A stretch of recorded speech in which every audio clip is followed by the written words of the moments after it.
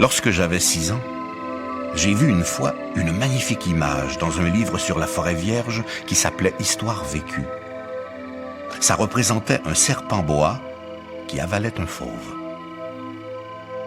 On disait dans le livre, les serpents boa avalent leur proie tout entière sans la mâcher. Ensuite, ils ne peuvent plus bouger et ils dorment pendant les 6 mois de leur digestion. J'ai alors beaucoup réfléchi sur les aventures de la jungle. Et à mon tour, j'ai réussi, avec un crayon de couleur, à tracer mon premier dessin, mon dessin numéro 1.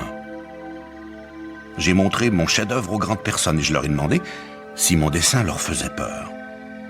Elles m'ont répondu « Pourquoi un chapeau ferait-il peur ?» Mon dessin ne représentait pas un chapeau, il représentait un serpent boa qui digérait un éléphant.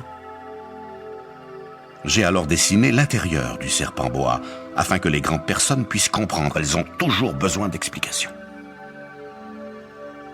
Les grandes personnes m'ont conseillé de laisser de côté les dessins de serpents boa ouverts ou fermés et de m'intéresser plutôt à la géographie, à l'histoire, au calcul et à la grammaire. C'est ainsi que j'ai abandonné, à l'âge de 6 ans, une magnifique carrière de peintre.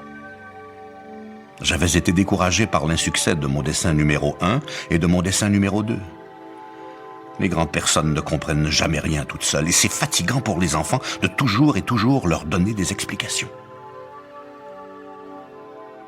J'ai donc dû choisir un autre métier et j'ai appris à piloter des avions.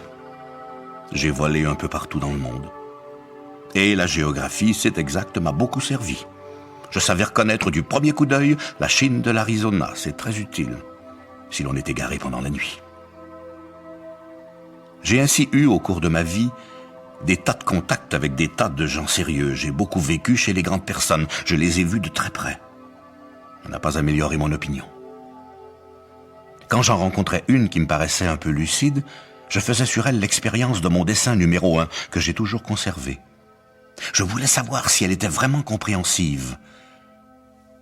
Et toujours elle me répondait « c'est un chapeau ».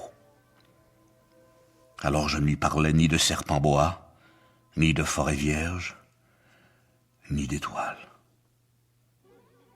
Je me mettais à sa portée. Je lui parlais de bridge, de golf, de politique et de cravate.